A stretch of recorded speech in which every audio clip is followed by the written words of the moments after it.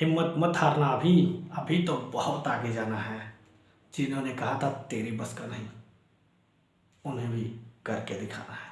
तो आइए चलते हैं एक नई शुरुआत के साथ। जय हिंद दोस्तों, मैं अमित त्रिपाठी एक बार फिर आपके सामने एक नई वीडियो के साथ हाजिर हूँ। मैं आज बात करूँगा कि जो हमारे भाई हैं एसएससी जीडी और एसएससी ट्रेडमैन, उनका मेडिकल शुरू होने वाला है। उनका एग्ज़ाम हो गया, फिजिकल कंप्लीट होने वाला है। इसके बाद अब मेडिकल की बारी आती है। तो आप लोग घबराइए नहीं, मैं आपके साथ हूँ। हम लोग धीरे धीरे एक ही टॉपिक पे बात करेंगे और फिर एक मैं फुल वीडियो आपको बना के दूंगा जिसमें पूरा शुरू से अंत तक होगा। और उसके बाद हम लोग एक प्रॉपर मेडिकल करके दिखाएंगे कि कैसे एक आदमी का मेडिकल होता है और आप कौन कौन सी सावधानियां बरत कर अपने मेडिकल में अच्छे से क्वालिफाई हो सकते हैं। तो मेरे साथ बने रहिए, अब मेरा पूरा वीडियो देखिएगा क्योंकि मैं बारीकी से बताता हूँ। अगर आप वीडियो को स्किप करते हैं तो आपका कोई पॉइंट छूट जाएगा जिससे आपको बाद में परेशानी हो सकती है। तो वीडियो को स्किप ना करें, प्रॉपर देखें और अमल करें। अगर किसी चीज़ में आपको दिक्कत है, आप मुझसे सलाह लेना चाहते हैं तो आप मुझसे बात कर सकते हैं, मुझे कमेंट करके बता सकते हैं। तो मैं उस टॉपिक पे वीडियो बना के आपको दे दूंगा, आपकी समस्या का समाधान करने की कोशिश करूंगा। तो चलिए हम लोग आज बात करते हैं नाक, कान और दांत को कैसे डॉक्टर ऑब्जर्व करते हैं, देखते हैं उसको, उसमें क्या क्या चेक किया जाता है और कैसे कैसे पॉइंट दिया जाता है, कैसे फिट और कैसे अनफिट किया जाता है, इन सब के बारे में डिटेल में बात किया जाएगा आज। तो मेरे दोस्तों, आप लोग तैयार हैं? हाँ तो ठीक है, आज हम बात करते हैं पहले नाक के बारे में। ये जो हमारी नाक होती है, ये पीछे से हड्डी होती है, लेकिन आगे से आके ये मांस होता है। हड्डी हमारे यहाँ के बाद बंद हो जाती है। तो जो डीएनएस, इसमें टेस्ट किया जाता है कि डीएनएस है कि नहीं है। जो ये हड्डी होती है हमारे यहाँ से यहाँ तक की, वो सीधी है या नहीं है। डॉक्टर ये चेक करते हैं कि ये जो हड्डी है ये सीधी है या नहीं है। अगर ये हड्डी सीधी है तब तो आपको कोई दिक्कत नहीं है, लेकिन अगर ये हड्डी आके मुड़ी हुई है, टेढ़ी है, तो आपको डीएनएस की प्रॉब्लम होती है। तो अगर डीएनएस की आपको प्रॉब्लम है तो आप पहले ही जाके अपने नाक को चेक करा सकते हैं और अपने मेडिकल से 30 दिन से पहले अगर आपने ट्रीटमेंट कराया है तो उसमें कोई दिक्कत नहीं होगी, आप आराम से क्वालिफाई हो सकते हैं। इसके लिए एक छोटी सी सर्जरी होती है नाक के अंदर, और नाक की हड्डी आपकी सीधी हो जाती है, सीधी कर देते हैं, जो एक्स्ट्रा पार्ट होता है उसको अलग कर देते हैं। तो आप घबराइए नहीं, आप 30 दिन से पहले, यानी अभी आपके पास टाइम है क्योंकि मेडिकल का डेट नहीं आया है। अगर मेडिकल का डेट आ भी गया है तो आपके पास टाइम है, अगर तो आप उसको करा लीजिए और प्रॉपर डॉक्यूमेंट लेके जाइए, कोई दिक्कत नहीं होगी आपको और आप डीएनएस में क्वालिफाई हो जाएंगे। अगर आपका डीएनएस क्वालिफाई हो जाता है तो फिर आपको कान चेक किया जाता है। कान को आप पहले डॉक्टर के पास, किसी भी कान वाले डॉक्टर के पास जाइए और उनसे साफ़ करा लीजिएगा। आपको कोई प्रॉब्लम नहीं है फिर भी आप कान को साफ़ करा लीजिए, क्योंकि कान में गंदगी भरी रहती है तो उसकी वजह से दिक्कत आती है, पर्दा सही से दिखाई नहीं देता। जब किसी भी डॉक्टर को अगर पर्दा सही से दिखाई नहीं देता तो पता नहीं चलता कि कान में इन्फेक्शन है या नहीं है, कान में कोई चोट है, खरोच है, या किस चीज़ से आपको परेशानी है। ये है वो कान चेक करने वाला इक्विपमेंट, इससे कान चेक कर लेते हैं डॉक्टर। और इसमें ये लाइट जलती है, देखिए ये लाइट जलती है, इसको ऐसे कान में डाल के और चेक कर लिया जाता है। ऐसे प्रॉपर देख सकते हैं आप कि यहाँ इधर से पूरा साफ दिखाई देता है कि अंदर क्या चीज़ है। तो इसलिए आप कान साफ करा के जाएंगे, नहीं तो बेकार का पॉइंट मिलेगा कान में। और अगर आपके पर्दे में कोई सूजन है, कोई इन्फेक्शन है, कोई चोट लगी है या पर्दे में कोई सुराख है तो आप पहले ही उसका प्रॉपर ट्रीटमेंट ले लेंगे। अगर आप पहले दिखा लिए हैं तो आप आसानी से उसको ट्रीटमेंट लेके उसको ठीक किया जा सकता है। ये कोई बहुत बड़ी परेशानियां नहीं हैं, ये छोटी छोटी परेशानियां हैं जिसको लोग ध्यान नहीं देते हैं और सिर्फ ध्यान न देने की वजह से ही इसमें डिस्क्वालीफाई होते हैं। इसमें बहुत कम लोग डिस्क्वालीफाई होते हैं, लेकिन प्रॉपर तैयारी, जैसे आप फिजिकल की तैयारी करते हैं, रिटन की तैयारी करते हैं, वैसे ही मेडिकल जाने से पहले आपको मेडिकल की भी तैयारी करनी चाहिए, जिससे आपको कोई कसर न रह जाए आपका मेडिकल होने में और आप लोग आराम से क्वालिफाई हो सकें। तो दोस्तों, इसके बाद हम लोग चलते हैं दांत की तरफ। जो दांत हमारे होते हैं ऊपर और नीचे दोनों तरफ, नीचे और ऊपर के दांत मिला के जो 32, 28, 29 जितने भी होते हैं, कुछ लोगों के 32 होते हैं, 28, 29, 30 होते हैं, तो उसमें घबराने की बात नहीं है। एक दो दांत टूट गए हैं तब भी उससे कोई फ़र्क नहीं पड़ता है, एक दो दांतों में कीड़े लग गए हैं वो भी कोई मायने नहीं रखता, क्योंकि एक दो दांत से हमारा कोई फ़र्क नहीं पड़ने वाला है। हमें पॉइंट काउंट होते हैं, पॉइंट जो ये सिंगल दांत दिख रहे हैं आगे की तरफ, फ्रंट पे जो सिंगल दांत दिख रहे हैं, वो दांत को भी 2-3 कैटेगरी में बांटा गया है, मोलर, प्रीमोलर करके। तो उसमें आपको गहराई में जाने की ज़रूरत नहीं है, क्योंकि वो डॉक्टर का काम है।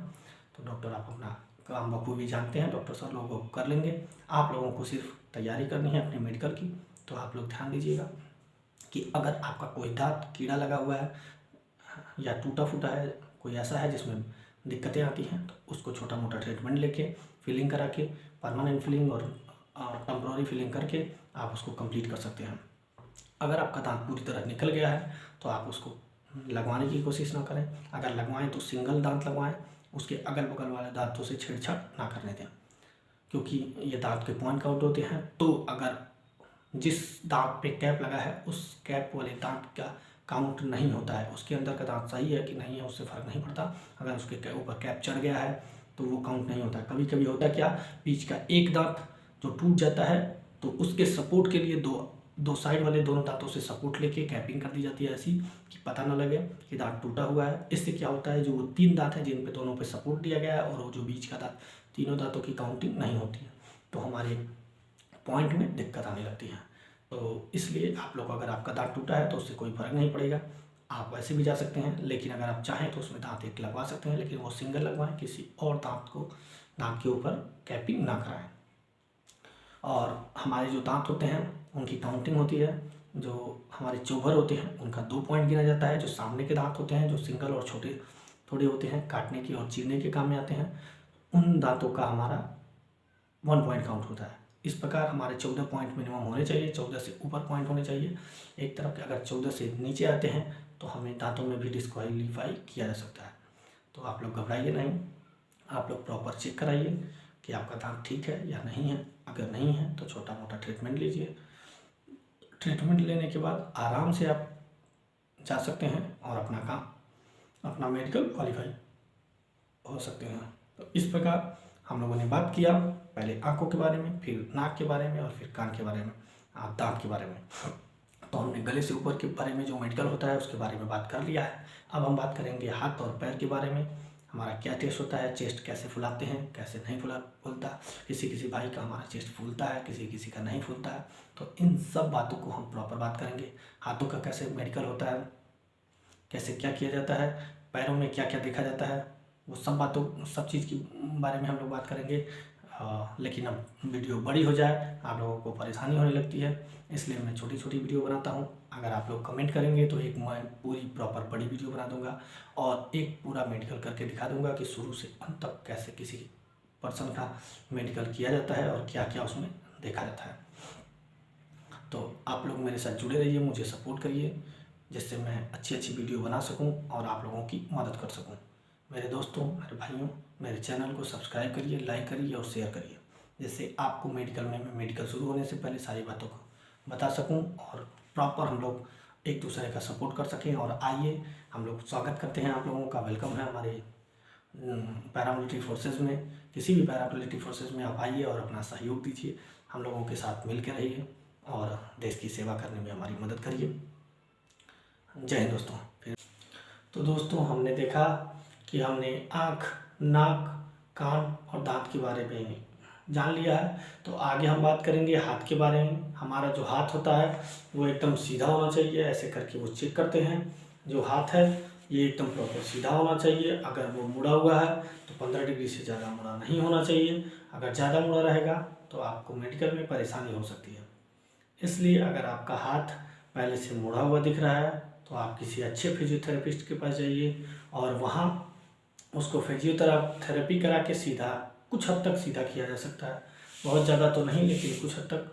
वो लगभग 2 महीने 4 महीने तक फिजियोथेरेपी करेंगे तो आपका हाथ कुछ हद तक सीधा हो जाएगा।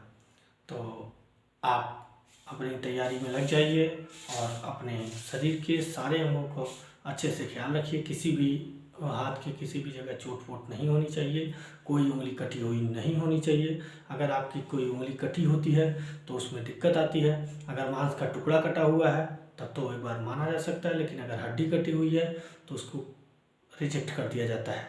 ये ट्रिगर राइट हैंड की ये जो फिंगर होती है वो ट्रिगर फिंगर होती है, इसमें कोई भी चोट मान्य नहीं किया जाएगा। इसलिए आप ध्यान रखें कि आपके हाथ में कहीं चोट नहीं आए। आप सब कुछ दे चुके हैं तो अब आगे थोड़ा सा ध्यान रखें, गाड़ी चलाएं या कुछ भी करें तो थोड़ा ध्यान रखें कि आपके शरीर पे कहीं चोट नहीं आना चाहिए।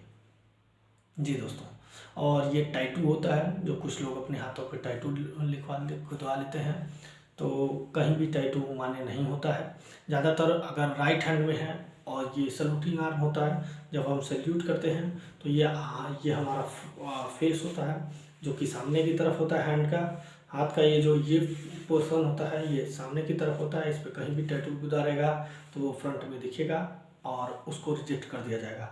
इसलिए कोशिश करना है कि कहीं भी टैटू नहीं बनवाना है। अगर टैटू है भी तो बहुत छोटा है, तब तो हो सकता है छोड़ दिया जाए, नहीं तो आपको निकाल दिया जाएगा, मेडिकल में अनफिट कर दिया जाएगा। और अगर इस पोर्शन पे है तो 100% आपको अनफिट कर दिया जाएगा। इसलिए अगर आपके हाथ पे टैटू है तो आप सर्जरी करा लीजिए, वो भी लेज़र सर्जरी आजकल चल रही है, इसलिए लेज़र सर्जरी कराइए। नॉर्मल सर्जरी कराएंगे तो उसमें गांठ बन जाते हैं, जिसको भी मेडिकल में अनफिट कर दिया जाता है। तो दोस्तों, आप घबराएं नहीं, आप ध्यान दें और अपनी पुरानी गलतियों को भी सुधारें और आगे से कोई गलती ना हो, इस प्रकार की कोशिश करें। आपका चेस्ट एक्सरे होगा। अगर आपको अस्थमा, टीबी या कोई ऐसी बीमारी नहीं है तो आपको चेस्ट एक्सरे में नॉर्मल आएगा। आपकी हड्डियाँ पसलियाँ जो अंदर की चेस्ट में हैं, पसलियाँ वो टूटी नहीं हैं तो आप फिट हैं, यहाँ तक आपको फिट कर दिया जाएगा। उसके बाद आती है आपके पैरों की बारी। आपके पैरों में देखा जाता है कि वो नसें बाहर तो नहीं निकली हुई हैं। अगर नसें बाहर की तरफ निकली हुई हैं, आपने देखा होगा, मैं आपको फ़ोटो दे दूंगा। देखिए सामने जो फ़ोटो लगा हुआ है उसमें अगर नसें बाहर की तरफ निकली हुई हैं तो आपको रिजेक्ट कर दिया जाएगा। उसकी सर्जरी होती है, नीचे से सर्जरी करके उसको निकाल दिया जाता है। तो अगर अच्छी सी सर्जरी करा लेंगे तो शायद आपका मेडिकल हो जाए, नहीं तो आपको मेडिकली अनफिट कर दिया जाएगा। तो आपको पैरों का ध्यान रखें, दोनों घुटने मिलने नहीं चाहिए। अगर आपके दोनों घुटने मिल रहे हैं तो आप एक अच्छे फिजियोथेरेपिस्ट के पास जाइए या किसी भी अच्छे फिजियोथेरेपिस्ट से एडवाइस लेंगे तो वो बता देगा कि कौन सी थेरेपी करने से थोड़ा पैर को दूर किया जा सकता है जिससे घुटने ना मिले। और अगर आपको दिक्कत होगी तो आप मुझसे मैसेज करेंगे तो मैं उसका ट्रिक बता दूंगा कि अगर आपको छोटी मोटी प्रॉब्लम हल्का फुल्का टच हो रहा है तो छोटा सा ट्रिक है, उसको करने से, कुछ दिन एक्सरसाइज करने से आपका पैर है जो घुटना टच होता है वो दूर हो जाएगा, वो नहीं मिलेगा। तो इस प्रकार हम दोस्तों अपनी रेगुलर एक्सरसाइज की मदद से हम अपने पैरों को ठीक कर सकते हैं। अगर हमारा पैर फ्लैट है मतलब ज़मीन पे अगर हमारा पैर भीगा हुआ रखते हैं तो एक आकार बनता है, जो आकार होता है कि उसमें पैर के तलवे में थोड़ा एक साइड से खुला हुआ होता है। उसकी फ़ोटो मैं यहाँ आपको दे दूँगा। अगर उस हिसाब से है तब तो बेस्ट है, लेकिन अगर पूरा का पूरा पैर आपका फ्लैट आ रहा है, ज़मीन पे एकदम पूरा जैसे पाँव होता है पूरा फ्लैट, उस पर निशान पड़ रहे हैं, पैर एकदम बराबर है, बीच में थोड़ा सा गैप नहीं है, तो फिर आपको दिक्कत हो सकती है मेडिकल में। इसलिए पूरा फ्लैट नहीं होना चाहिए। और आपको दोनों पैर जो मिला के बैठने के लिए बोला जाएगा। अगर आप दोनों पैर मिला के बैठ जाते हैं आसानी से, उसमें कोई दिक्कत नहीं हो रही है, तब भी आपको मेडिकल फिट माना जाएगा। अगर नहीं बैठ पाते हैं तो उसमें भी अनफिट किया जा सकता है। तो इस प्रकार ऐसी बहुत सी चीज़ें हैं जिसमें आपको अनफिट किया जा सकता है, लेकिन आप घबराइए नहीं, आप हमसे जुड़े रहेंगे। अगर किसी भी प्रकार की परेशानी आपको हो रही है, हाँ तो दोस्तों मैं आपकी मदद करता रहूँगा। आप मेरे साथ जुड़िए, मेरे चैनल को सब्सक्राइब करिए, लाइक करिए और शेयर करिए। मेरे साथ जुड़े रहिए, मेरे कमेंट करिए, मैं जैसी भी मदद हो सकेगी आपको करूँगा। आपके ग्राउंड में आऊँगा, आपसे मिलूँगा। अगर कोई समस्या होगी तो मैं वहाँ आके आपको सामने से बताऊँगा। अगर किसी प्रकार की आप लोग कमेंट करेंगे, कुछ बच्चे रहेंगे वहाँ, तो आप किसी एक पर्सनल के लिए तो मैं नहीं आ सकता, लेकिन अगर 10-20 लोग रहेंगे तो मैं आप लोगों के भविष्य के लिए मैं कोशिश करूँगा कि आपसे आके मिलूँ और उसको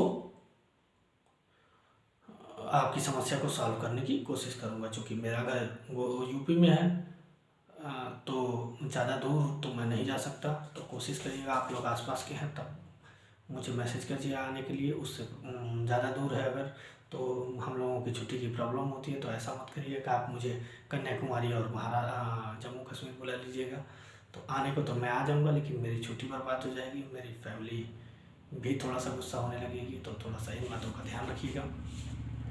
बाकी जितना मदद हो सकेगा मेरे से मैं आप लोगों को करूँगा। हाँ, तो हाथ और पैर जब ऊपर का सारा पार्ट चेक हो जाता है तो फिर आता है प्राइवेट पार्ट की बारी। प्राइवेट पार्ट की बारी आती है तो प्राइवेट पार्ट चेक होता है, इसलिए आप लोग साफ़ सफाई करिएगा। आपके बाजू के बगल में जो बाल होते हैं और नीचे जो बाल होते हैं पूरा अच्छे से साफ़ कर लीजिएगा। शर्माइए नहीं, क्योंकि शर्माने से कुछ नहीं होगा। आप जा रहे हैं फौज में भर्ती होने, तो शर्म को घर छोड़ के जाइए, क्योंकि वहाँ आपका पैंट भी उतारा जाएगा। तो सबसे पहले फ्रंट चेक किया जाएगा, आपका पेनिस चेक किया जाएगा कि आपके रास्ते ठीक है नहीं है, आपका पेनिस ठीक है कि नहीं है, आपको हाइड्रोसील तो कहीं नहीं हुआ है। अगर हाइड्रोसील हुआ है, उसमें पानी भरा हुआ है टेस्टिकल्स में आपके, तो फिर दिक्कत हो सकती है आपको। अगर ऐसी कोई समस्या है तो आप हाइड्रोसील का ऑपरेशन करा लीजिए पहले ही।